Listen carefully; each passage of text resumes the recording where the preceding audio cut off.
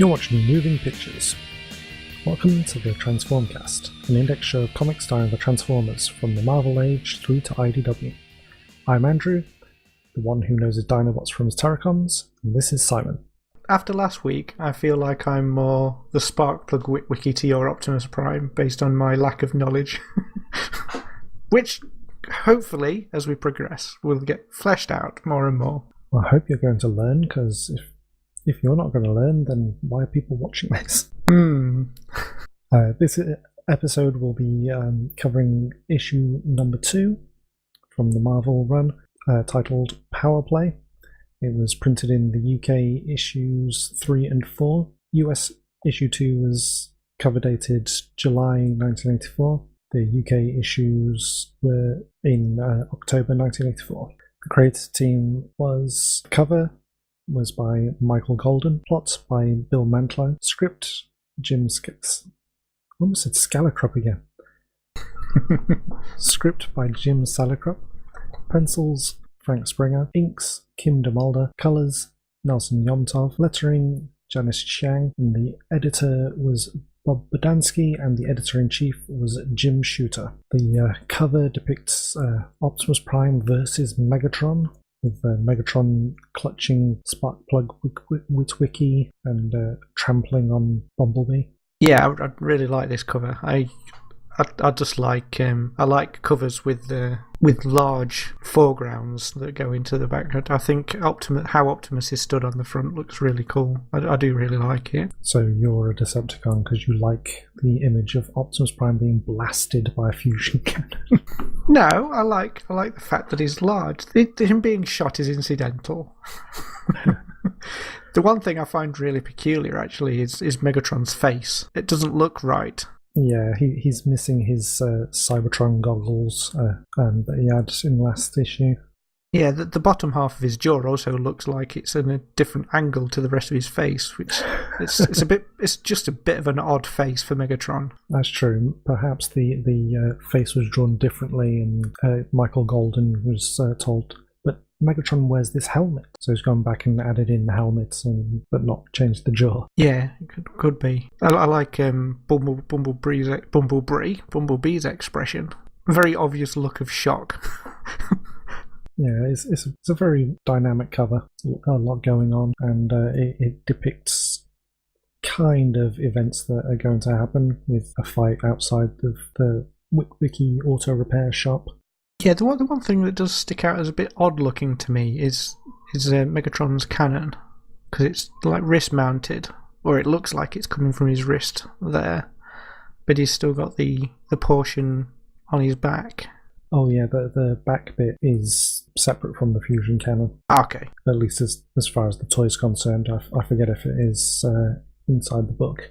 But for the toy, the fusion cannon is actually a scope that you fit on the top. That's right, yeah, I remember that. Yeah, you've got both the characters with their signature weapons, the Autobot and Decepticon symbols clearly visible. That's something I've not noticed, actually, yeah. They're in prominent positions, so you can easily see them. Yeah, a lot to like about that cover. Nice contrasting, simple background as well. Compared to the first issue, it's a lot simpler colour-wise, but it's no less striking for it. And also, well, the first issue had a image of Optimus Prime in the top left, and this one has Megatron. Is that something that they continued throughout the run, alternating, or was it usually one or the other? Or I believe it. After issue 4, it goes to always be Optimus, but I cannot remember what 3 and 4 have in that corner. Oh, okay. I believe the other 76 issues were just Optimus. Yeah, that is quite curious that they decided to use a Megatron for issue 2. I wonder why they decided just to stick to an individual. Well, to be fair, the amount of characters that crop up in the Transformers, it could have had a different bot each issue. Yeah, quite easily. That would have been quite a cool thing, actually. Right, it's my turn to read the summary. You can do, unless you want me to do it, so I don't mind doing it. The Decepticons scout out a nuclear power plant as they hunt out fuel they need to survive. Ravage investigates and reports back, leading to a Decepticon strike on the facility. Attacking swiftly and with force, they cause the workers to flee whilst they focus on dismantling the technology for their own use before disappearing into the night. Meanwhile, at the Witwicky Auto Shop, Bumblebee is still damaged, and Buster is trying to explain that he needs repairs before detailing what occurred at the drive-thru. After effecting repairs, Bumblebee transforms and tells the Witwickies about Cybertron and the need for fuel before whisking Buster off to try and contact Optimus Prime. The Decepticon Ravage happens upon Buster's friends as they run into Buster and his new car as they talk about the nuclear energy and the plant attack. Ravage heads back to report this new information to Megatron. It's a good place to stop. First page, it's right at the top, it sums up the story so far. 4 million years ago, they came from Cybertron, a world composed entirely of machinery. Briefly, it explains the war, and now they're continuing their conflict on Earth. I have to admit, I don't think that in its current, still under construction form, that there would be any radioactive materials present on site. No, they go to pains to say that it's not fully functional yet, so why would there be nuclear materials there? But that oddness aside, it's weird that they've managed to find this straight away as well, and that they know that it's fuel that they can use. We can assume that Soundwave detected some transmissions because later you see at least one of them has a walkie-talkie. So I suppose that they would have had to specifically say that it was an energy source. It's not like they have many nuclear power plants on Cybertron. Yeah, because it's interesting, because the first thing that Starscream says is, rather than just going straight in, like Megatron's suggesting that they ought to send Buzzsaw in to scout it out first. Yeah, I remember in the first issue, Buzzsaw was very proud of his eyesight. That's the very cramped page where they were all listing their best features. Oh yeah, while they were going through the roll call saying, "This is my toy ability." And Buzzsaw said that he could see something very small from very far away. I've just noticed that Megatron's fusion cannon's on the wrong arm. Yeah, it's over his left shoulder there, but on the cover it's on the right. The black thing's attached to his left arm rather than his right arm. So I don't quite know what's happened there, because Soundwave is holding his weapon in his right hand and his rocket launchers on his right shoulder. Yeah, I was going to suggest maybe it's another one of those cases where they drew the panel and then thought it would look better the other way around, but obviously not in this case. Yeah, correct, because in that case it was Optimus and Megatron who both switched to their left hand. Also, Frenzy stood behind Starscream is very, very big, because he's supposed to be bigger than a human, but nowhere near normal size for a Transformer. Oh, I didn't actually pick up on that. Is it like the giant Ravage from the last issue as well, where he's far bigger than what he should be? You say that. Well, let's go on to the next page, where Ravage is sneaking into the power plant. They're working through the night. Good work ethic, if nothing else. Yeah, it's quite interesting that when Ravage is now free to prowl alone. Yeah, he says that again later in the issue. But yes, he penetrates the security of the half-completed Harrison nuclear power plant. One of the towers is half-built, the cooling towers. The other one is barely under construction. Yes, it looks very incomplete. Yeah, but then there's the engineer recording. With crews working around the clock, it's now only a matter of days before we can assume he's going to say construction is complete. But oh no, his cassettes run out with his very 80s dictaphone. And then Ravage, who is perfectly invisible in shadow, leaps past the engineer's face and into his bag. Yeah, it's weird that they decided not to. Why didn't they just do it from behind, where it would make more sense? But they'd literally jump past his face and then shrink. Yeah, so he, at least it shows that he does have size-changing abilities, but there's no getting past that this guy should have seen a giant robot cat jumping past his face. Yeah, or at least something. Oh, something's whizzed past me. But yeah, it's very peculiar. It's like why they decided that shot and not a reverse shot is bizarre. Oh, there he finishes his thought. only a matter of days before this project is back on schedule, so it's not going to be completed anytime soon. But its maximum power output in megawatts per hour will far exceed any other nuclear plant, assumably. Thanks for that exposition. On to the next page, we find out that it's hours later when Ravage comes back. Has this guy been recording on him for hours? I was going to say, because surely because a good old C90, Yeah. you'd get suspicious. I haven't had to change this tape in 3 hours. What's going on? I've not even swapped sides yet. Yes, on his internal recording mechanism, plays it back to Megatron, and they relive the fight with Soundwave getting shot in the face. Funnily enough, Soundwave is coloured like Megatron in that. Yeah, that's confusing. I was going to say, is that Soundwave? But in issue 1, he was also coloured like that. So that's peculiar. Because I was going to say, is that Megatron getting shot? Because I don't remember that. But no, it was Soundwave with those exact same colours in the last issue. So either it's continuity that they coloured it that way, or the colours messed up both times. Yeah, but perhaps someone was just following through the panels and just decided to colour in like the robot in the previous frame for some reason. But yeah, it's interesting that it was the same in the first issue. That's really weird. I thought it was a funny touch. But then the Decepticons decide to... Well, Megatron orders an attack. On the next page, the 3 Seeker... Not called Seekers yet, the 3 Jets transform. Nice action panel. And at least Soundwave doesn't seem to fly himself. He jumps aboard. Yeah, he jumps aboard, yeah. I noticed that. I was going to mention that. That's because that's something we noticed from the last issue, at least this time. The little transition animation looks like he's going on to the other Decepticon that I can't think what the name is. Laserbeak, is it? No, he's jumping aboard Skywarp. That's right, yeah. I was thinking it was going into... Yeah, that makes more sense, actually. Yeah. I can see that now looking at it. And we see another one of the Decepticons' abilities, Thundercracker's Sonic Boom. Which is in really big letters, so it must have been really loud. Well, it was heard over 100 miles away, which means that they are at least 110 miles away from the Autobots. Yeah, because they're none the wiser. Start blowing things up.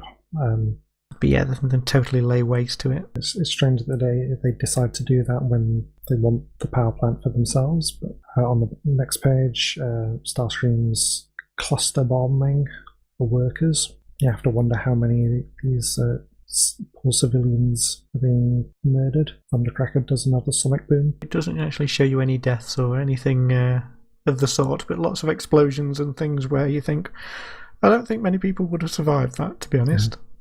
While Skywarp showers the buildings with machine gun fire, and yet he talks about the humans employ far better design standards on their machines than on themselves. So you can assume he's shooting people and seeing that they're not surviving as well as the buildings are. Yeah. Which is quite a fun perspective, I guess. It's interesting that's the way they look at it, which I suppose makes sense. Yeah, further down the page, Ravage is now absolutely huge. Yeah, he's absolutely ginormous in comparison to what he was a few frames ago. Because his foot is behind the truck, so we can tell that he's not closer to us than those humans are. Especially because he leaps out of the shadows. Yes. The shadows, I'm guessing, inside the truck. At the bottom, the guy with the walkie-talkie that I mentioned. Who is he reporting to? Who does he think's going to get help? Yeah, I'd not actually thought about that, but yeah, who is he talking to? They're working around the clock, so if someone is at the main office of this construction company, then they're not there. Frenzy's using his ability to knock out the radio signals. Yeah, it seems like it's just an excuse maybe just to do that, just to demonstrate that Frenzy can block or jam communications. Yeah, but this is what we were talking about in the last pod, because they're showing their abilities rather than telling us about them. Yeah. Although they have already told us about them, but yeah. Next page, Rumble uses his ability and gets his name spelt in the sound effect. Which is handy that his ability matches the effect of his ability. Yeah, it's a transformation transition for Starscream and Thundercracker. Which looks a little bit awkward. Transforming into robot form at that angle doesn't look very steady for standing up straight afterwards. Yeah, but they had to pull straight up and then transform to land on their feet. Then they dismantle the power plant. They strip the power plant of all its technology. I have to wonder, did Frank Springer just not know what a nuclear power plant looked like? Or well, clearly a nuclear power plant is just 4 big chunks of machinery that look like some sort of industrial-esque thing that you can just walk off with over your shoulder. It's fine. If this was still taking place on Cybertron, then I could understand it's alien-esque technology. But this is 1980s nuclear power plant. You expect something with blinking buttons on, at least. Yeah, as we've mentioned, there's going to be no fissionable materials. Next page, elsewhere in Oregon, is Sparkplug Witwicky's auto repairs. Sparkplug finally gets named. Yes, we finally figure out that's who it is. And Bumblebee's repeating his plea for help. I was trying to decide whether this is supposed to literally pick up time-wise exactly where that last panel is, and this stuff before is sort of prior to the events of the end of the last comic, but I don't think it is. It does seem like he's repeating it. I would imagine that this is carrying on straight from the end of the last issue, but the Decepticon events take place concurrent. With Bumblebee driving him to there, yeah. Because Ravage did record for hours. This is true, actually, yeah, so that does actually work out. Yeah, that makes sense. It's, as you say, it's repeating the final panel from the last issue, just from a different angle. We get Sparkplug's reaction to this. Yep, thinking he's just having a laugh and making it up and being silly. And Buster going, "No, I'm being deadly serious, Dad. It's alive, honest." And then on to the next page, it carries on. The joke stuff carries on with him not believing him, and Jesse and O get a name check, although Jesse's name's spelt differently to what it was last issue. Yeah, we'll have to get further on in the comic to know which is the real spelling. But O's still in quotation marks. No exclamation mark this time. No, presumably at this point the quotation marks are part of his name as well. So Sparkplug, the fourth panel, here's the problem. So he's already found out how to stop Bumblebee from dying. Then in the next panel, at least he's been listening to Buster, but he says, I don't know what they put in the popcorn at the drive-in, but I hope it's not habit forming. So he's not angry that the kid might be on drugs. He just hopes that he doesn't have a habit-forming drug habit. Yeah, drugs are fine, kids, as long as they don't get you addicted, apparently. But it's the fact the car's not got a gas pedal or ignition or any of the normal amenities, and he's still managed to figure out, oh, it's just this thing. Which begs the question again, just what did Auntie scan? Oh, the reconstruction methods aren't very accurate. On the next page, Sparkplug also thinks that it's leaking oil, or an oil-like substance. Wallbuster rather dramatically goes, "It's not oil, it's the car's blood." It's quite dramatic. I suppose if you think it's alive, you would say that the oil is its blood. 5 panels in, and the guy's fine with fixing this car. The next panel, he's suddenly got sweat on, and when he realises that the car's different. And then we get a nice little Star Trek nod reference. "Blast it, son, I'm a mechanic, not a doctor." Hours later, yes. All I did was fix a broken fuel line. And that it wasn't easy, because he's never seen a car quite like it, but he still managed it, because he's that good. He's the best mechanic in the world. And then there's a noise, and the next page, Bumblebee transforms, and his face is weird.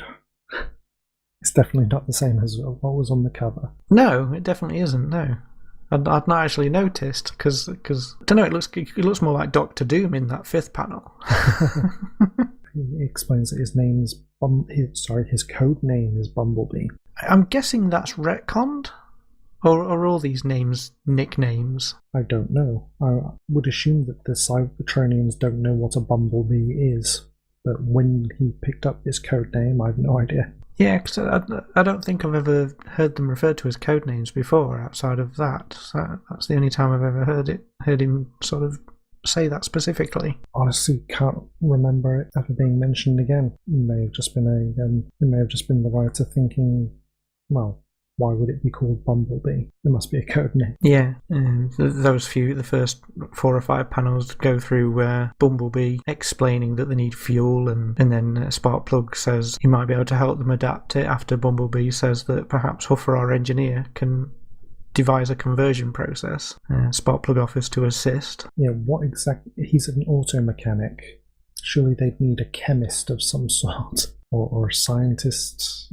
A chemist is a scientist. Sorry for disparaging any chemists listening to this. No, you're not real scientists.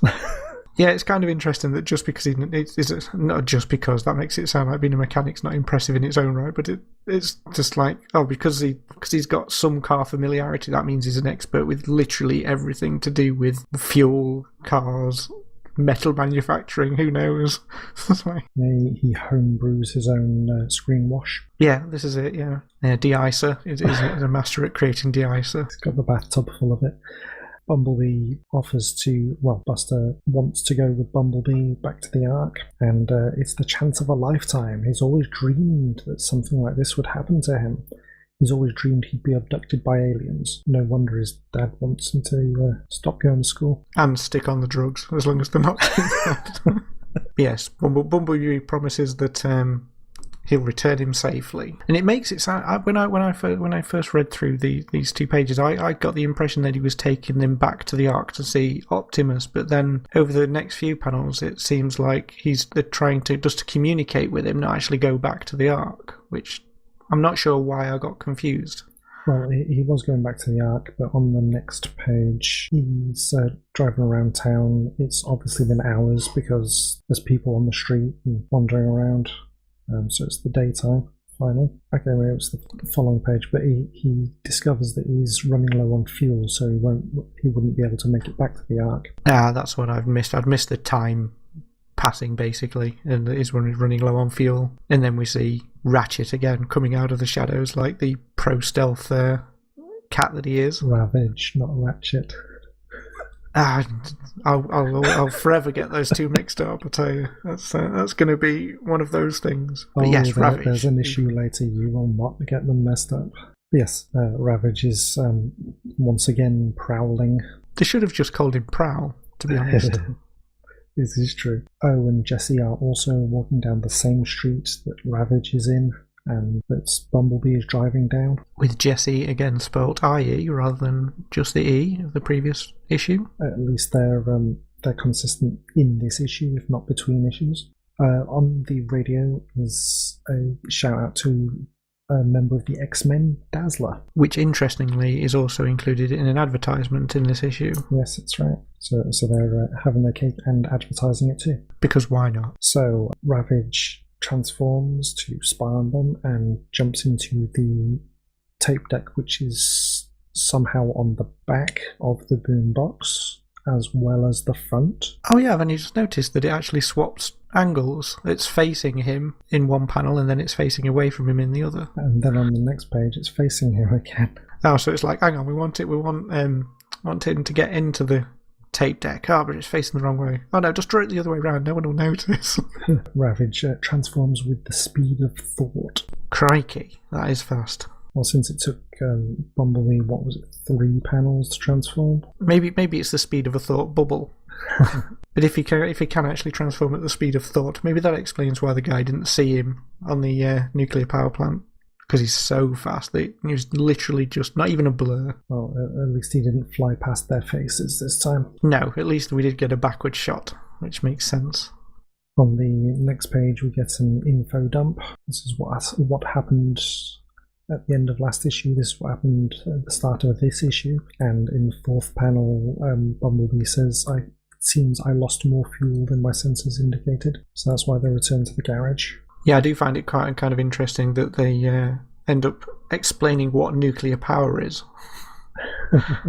And then all of a sudden it's like, oh no, this is really important information. It's like, and it just so happens that Ravage is on hand It's very coincidental. But I've just noticed in the sixth panel, O says, "It's been a weird night." and it's not over yet. So, is it the daytime?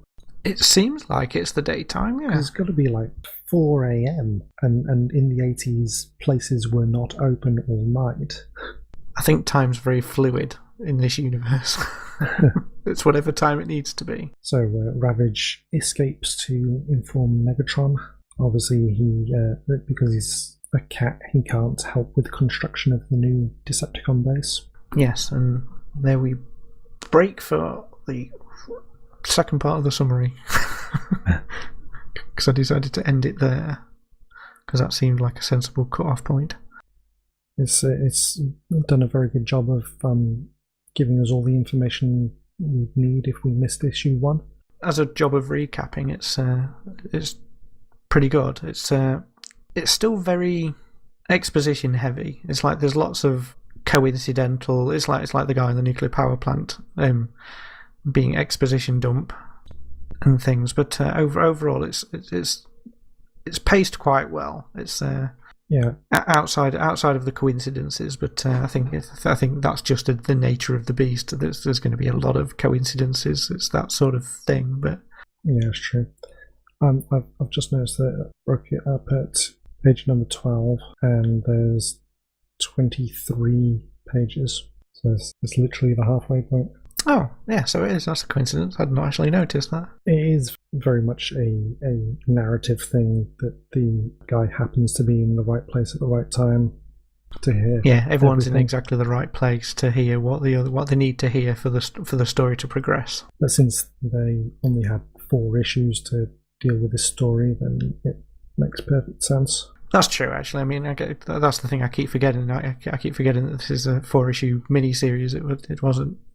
I guess they didn't know that it was going to be 80 plus episodes, comics. So I guess they wanted to move things along at a brisk pace. So those sort of things were par for the course. Nothing really much happens in the first half, apart from the attack at the nuclear power plant at the start, and kind of Ravage being a stealth master and growing and shrinking a bit. There's not a great deal happen. Actually, you say that, I've only just noticed, where are his stealth jets? Oh no, the stealth jets vanished. Brand new stealth jets that he's had since the Decepticons started the war, and now he doesn't have them. He does have those circular spots still on his side. Are they supposed to be hidden away? Do they come out of the side? You're going to have to assume so. We'll find out when they reappear randomly in one issue. Since there's that mention of Dazzler, we can assume quite rightly that this is taking place in the Marvel universe, and yet giant robots attacking and stealing the power plant is completely unbelievable in a world where a man can fly through the power of magnetism. Yeah, this is one thing where it kind of breaks the universe, because it's like in a world full of X-Men that can just fly as naturally as anything, and it's the robots that people would get hung up on. And you got the Fantastic Four, the Avengers, the X-Men, but they're all humans, they're not robots. Especially when we get Sentinels. Oh, that's true. There's been various Marvel villains creating robots since the start of Marvel Comics.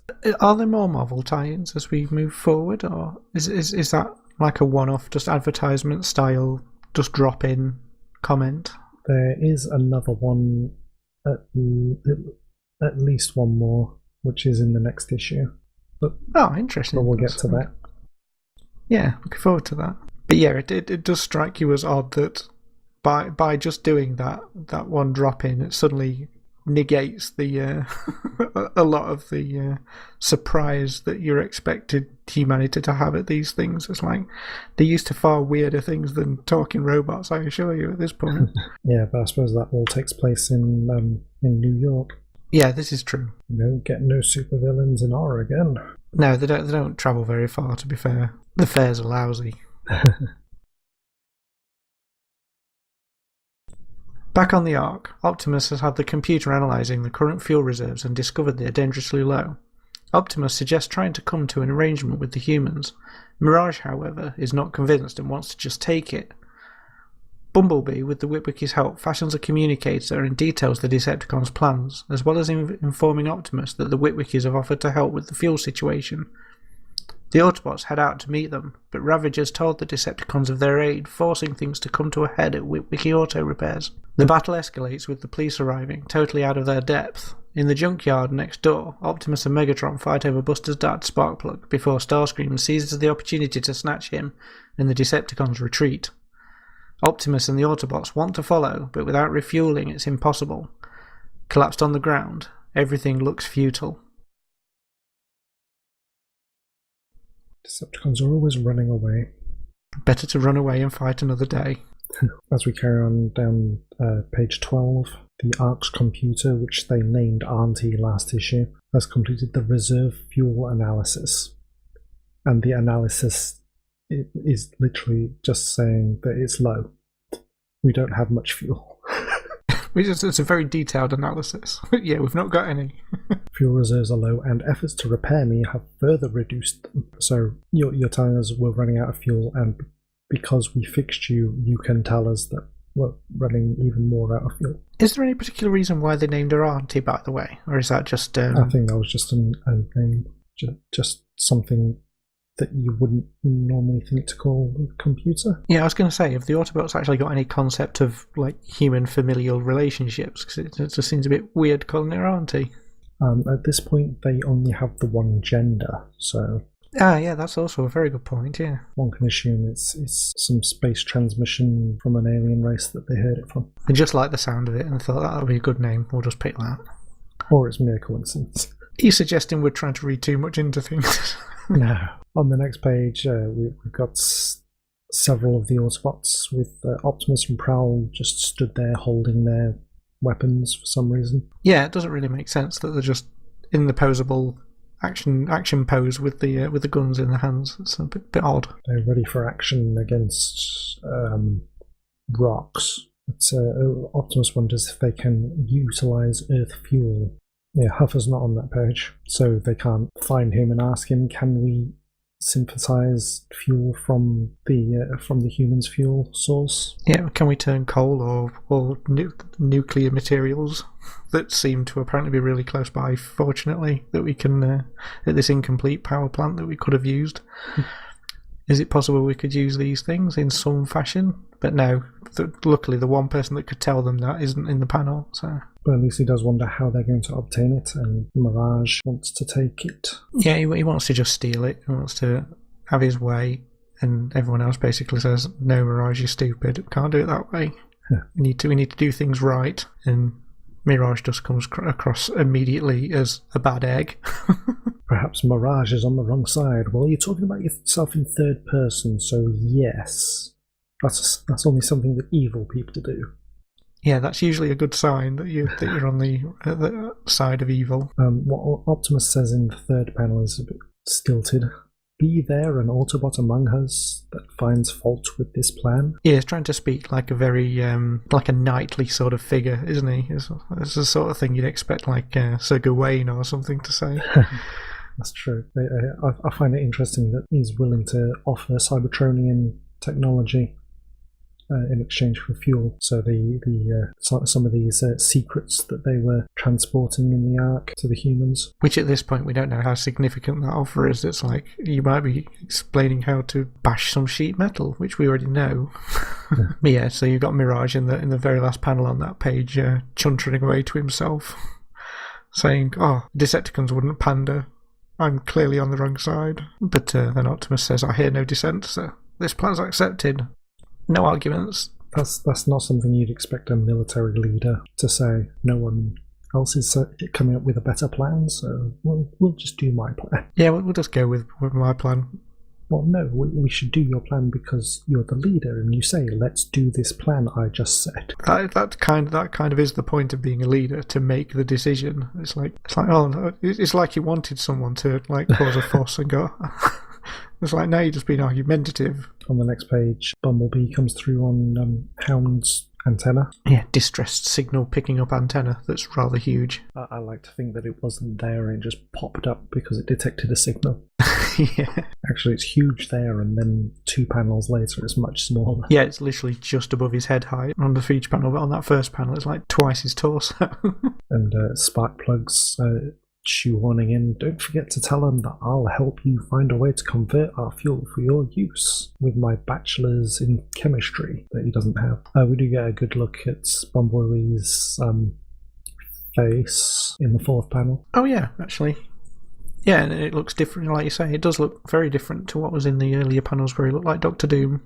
And very different from what's on the cover. Yeah, totally different again. It's got a very humanoid face on the cover, but there he looks like he's wearing some sort of sports protective gear. Yeah, it does actually, like a hockey mask. Yeah. And then we see Prowl, Optimus, and Sunstreaker transform, and then swap positions, and then swap positions again. Yeah, they can't decide who wants to be to Optimus's right. Is that the side where people always die? It's like deciding whether to be a red shirt or not. It's like, I'll stand on that side and just shuffle about before they decide to head to where Bumblebee is, before we get to the rather awesome, on the next page, Decepticon Castle of Doom. Yes, another castle. I did enjoy that. Oh, it did make me chuckle as soon as I saw it. I thought they're even remaking one on Earth. That's perfect. Yeah, of course they'd make a castle. Ravage explains what Buster said, and we see Megatron now has no eyes because the colorist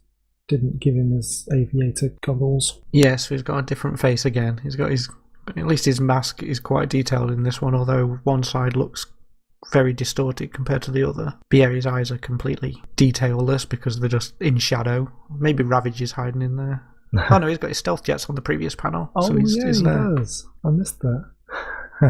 The stealth jets have returned. # stealth jets. I've just noticed that Megatron's Decepticon sigil is usually centered on his chest, but in those 2 panels at the top it's on the right side. Yeah, and it's all the way over to the right on the first panel, well, second panel, and on the third panel it's kind of almost underneath his neck, but not quite. Yeah, it's still off, right of centre. I'm sure that's probably just to trigger everyone that likes things being symmetrical. Like everyone. And then we see the jets transform again and leave. What did you refer to those as before? The Seekers? Is that what the name that they gained? Yes, the Decepticon jets are Seekers, along with Buzzsaw and Laserbeak, and Megatron seems to stay there. Yeah, there's no movement lines at least. Across the street from Sparkplug's garage, the Rolands are rudely awakened. Yes, Doris and Mitchell Rowland. They're rudely awakened, even though Mr. Rowland is in a dress shirt, reading the paper and smoking a pipe. Yes, and Doris is fully dressed and with jewellery on and such that suggests that she's not been asleep either. So they've clearly just been up peering out of the window until something happened. Curtain twitches. They seem to think that Sparkplug has fitted all these vehicles with a remote control. To be fair, if that was now, if that was like modern day, you would probably get away with thinking that, but in 1984, really, doesn't seem like a logical thing that would come to mind. And since his yard has never been quite so busy, as Mr. Rowland says, how could he have afforded a 18-wheeler, a Jeep, 2 sports cars? Actually, that's a good point that you bring up. The 18-wheeler, because have they explained where the cab comes from? Not the cab, the trailer itself comes from. No, because we've only seen his cab form.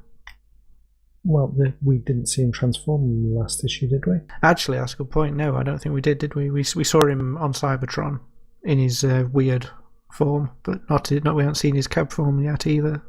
But yeah, it looks like you just are supposed to assume that it came from the Ark somewhere. And weirdly, on the right of that panel, there's Ratchet, but he specifically stayed in the Ark on the previous page. It's because he got confused like me. I thought he was Ravage. And says, "No, I'm supposed to be with the action." Oh, hang on, I'm the wrong character. No. So by the next panel, he's just already driven off. Yeah, just go, oh, sorry, I'll go back. So the next page, we see Optimus transform, and he's absolutely huge in comparison to the humans. Still not as big as Michael Bay's Optimus Prime would be, who can hold two adult humans in one hand. Yeah, it does seem weird that the scale does seem totally off, though, compared to what we've seen. It's like if you look at him in the, I don't know, it's the fifth panel there where you can see Bumblebee. I don't think he looks that big compared to Bumblebee in previous panels, does he? Is the scale completely off? Because Bumblebee's tiny in the very last panel on that page. Size changing. Magic, robot magic. Robot magic, yes. I believe Bumblebee has already informed you of our vital fuel needs. Yes, and Bumblebee's informed you that Sparkplug is going to help you sort it out. That is why you are here, Optimus. Yeah, that's why you made the trip from the Ark. Is it not? But the Decepticons attack with a big loud broom. A broom that doesn't fit in the panel. That's how loud it is. And then on the next page, we can still see Optimus's trailer.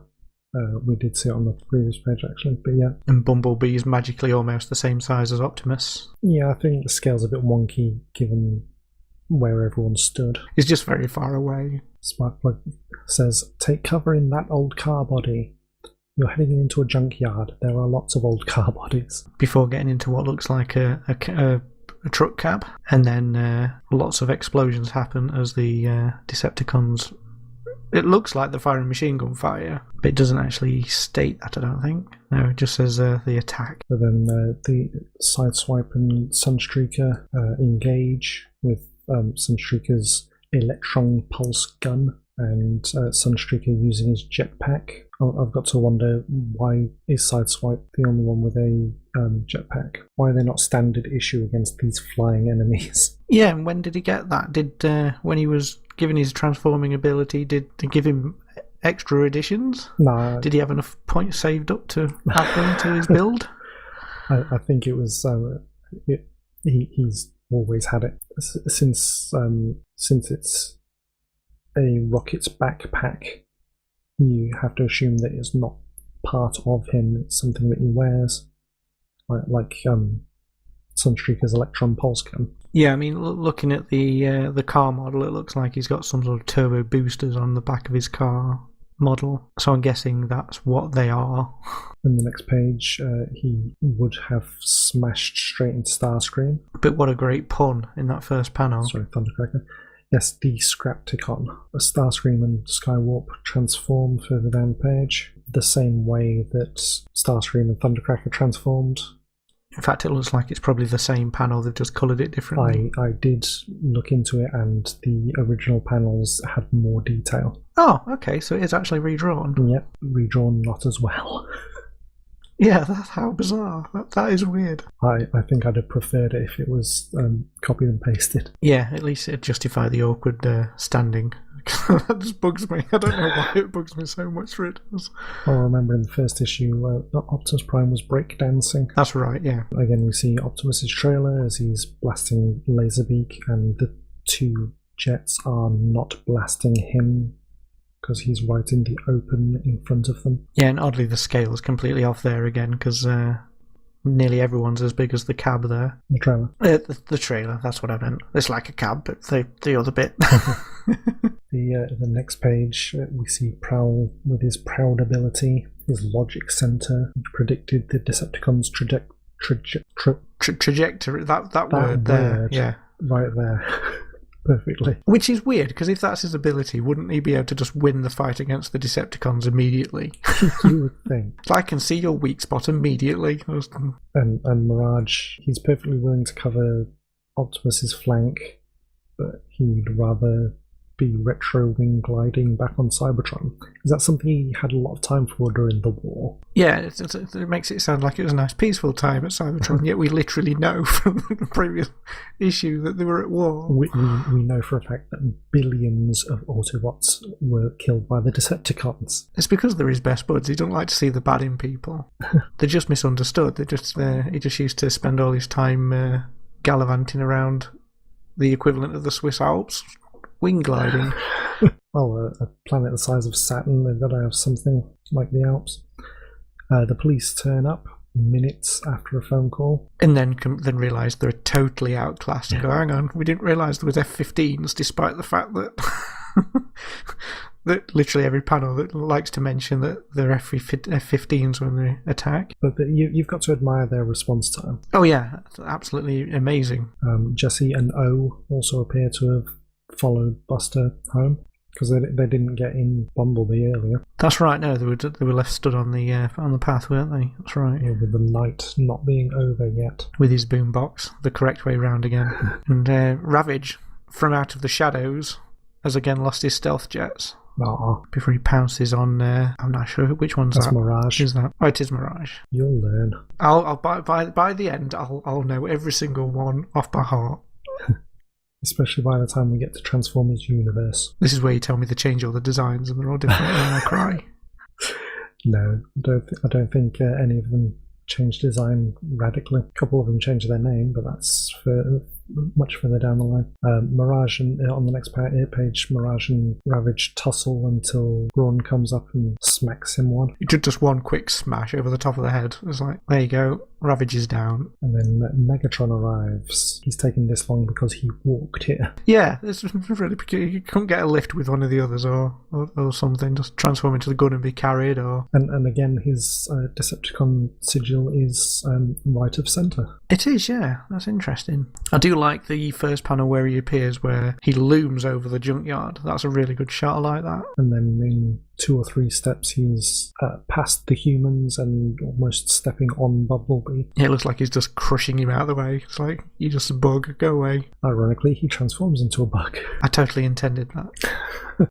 So, because Sparkplug has made this lofty claim that he can create Cybertronian fuel out of Earth fuel, Megatron's kidnapping him. Yeah, Megatron swipes him up off the ground. Buster screams help, which Optimus hears from wherever Optimus is currently stood fighting. Whilst the explosions and lasers and bullets are flying. And then they face off. Yeah, and we do relive the cover with Megatron blasting Optimus, which he somehow survives. My desperate ploy worked. The human is freed, though I was nearly reduced to scrap, so how will you not? We can see how big that wawoom is. Yeah, it's a massive wawoom. Why isn't anyone else injured either? There's humans scrabbling around on the ground. So Megatron pelts a car at Optimus and he returns them. Yeah, I was just going to say that. I like that Megatron just gets fed up and just picks up a car, uses it as a shield, and then just hurls it at him. I don't know why the car doesn't do as much damage as that engine block that Optimus then chucks at Megatron's head, but I just love that bottom panel. I like the clung sound effect. Yeah. You just imagine it careering off his face. Hits him straight in the face and it bounces. But you can see in the background Starscream. Oh yeah, I'd actually missed that. Yeah, the Starscream stood there. Which leads on to the next page. Megatron giving a monologue. With a very odd looking face. He looks kind of almost like he's trying to look like Robin.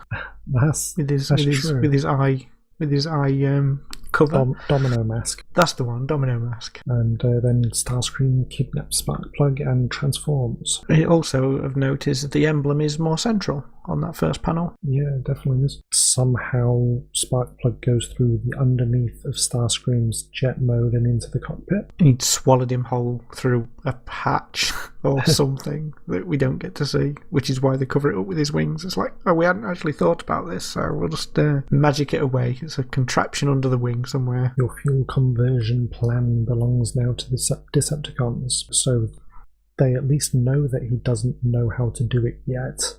They just know that it is a plan that he has thought up. It's a plan, yeah. There's no actual... there's nothing concrete at all about any of this yet, but they've preemptively stolen him. And then the Decepticons retreat, and we see Megatron turn into his gun mode, and then hop aboard, I want to say Thundercracker, and then they escape, and the Autobots fall down. Yeah, the one thing about the movement of Optimus, Megatron as the gun is it really does look like he's hopping off the ground there in that second panel. It does. Yeah, I have no words for that. But the Autobots can't give chase because they need immediate refueling. It's all that exertion during the battle. It's tired them all out, including when Brawn belted Laserbeak, and then the little tease for next issue, along came a Spider-Man. Indeed. I do like that that Buster says, Optimus, we've got to go after them, they've got my dad, and Optimus actually sounds like what you imagine Optimus to sound like now, where he says, I agree, my little friend. That sounds like something Optimus would say, which is interesting in comparison to the very knight-like, old Englishy speech that he was using a few pages ago. Indeed, young fellow. Verily. Yes, that was Power Play. It featured the first appearance of no new Autobots, no new Decepticons, but Humans engineer Jason Boyd, who was the rather talkative engineer with the dodgy dictaphone. And Doris Rowland and Mitchell Rowland, the neighbours. Yeah, the curtain twitchers. Who were sleeping in their clothes with a pipe. In the front room, on the settee, or sat near the window. And the characters that did not appear in this issue were Bluestreak, Gears, Huffer, and Trailbreaker. Everyone else who appeared in issue 1 made an appearance in this issue. Yeah, it's interesting that Huffer didn't make a visual appearance, considering he did get the slight call out by Bumblebee when they were talking about the plan to refine the fuel. I was expecting him to be in the back of one of the panels or something. When they left the Ark, they drive up a road, which is handily explained by a text box as the road was forged by engineers Huffer and Wheeljack. Actually, did Wheeljack appear in this issue? That's a good point. I don't think he did he? No, that's someone else as well. Your list was incomplete. Curses. I shall do better next time. Any thoughts on the second half of this issue? It's definitely a lot more interesting than the first, which I guess makes sense because they're building up to the finale of the issue to get you excited for what's coming in the next. But the panels are a lot more interesting visually as well. There's a lot more going on. A lot less exposition. Yeah, a lot more action sequences, even if a lot of them are transformation panels and things like that. But there's a lot more interesting to read through. Slightly concerned how close to the ground these F-15 these Decepticons get when in their fighter jet forms. And they seem very close to the ground and able to turn on a sixpence. But yeah, I was reading there was a recent IDW event called Revolution, which was basically an excuse to have all of the 80s characters meet each other. There was G.I. Joe, Mask, Transformers, Micronauts, and Ron the Space Knight. Oh, that's pretty cool, yeah. And there's a great big battle in a cavern, an underground cavern, and there's jets and cars and giant robots. And I mean, I know it's a big cavern, but is it that big? These jets were being flown by G.I. Joe members. They were not sentient. No, so you've not even got the fact that, well, the robots, they've got lightning reflexes as an excuse. It's no, that's funny. If you wanted to read this issue, it was reprinted in the Transformers 1985 Summer Special, the Transformers Collected Comics #1, The Story Begins, from 1985, the Transformers The Complete Works Part 1, Die Transformer #1, Die Transformer #2 from 1986, the Transformers Comics Magazine #1 from 1987, Transformers Begins from 2003, Classic Transformers Volume 1 from 2008, the Transformers Classics Volume 1 from 2011. Yeah, I found it interesting that it was split across 2 German issues. It was like one half of the comic was in one issue and then the other half was in the other. Presumably it was in a similar position to the UK version where 11 pages from one issue and then some backup material. One would assume that since issue 1 was in Die Transformer #1, that they had 1.5 issues in there. Yeah, I guess it carried on a bit further than what we saw, yeah. It was 2 years later, so they had plenty more material to work with. Next episode, we'll be covering the Transformers issue 3, Prisoner of War. Thank you for joining me, Simon. No worries, sir. Always a pleasure. This has been the Transformcast. You've been watching Moving Pictures. Subscribe for more of our amazing content.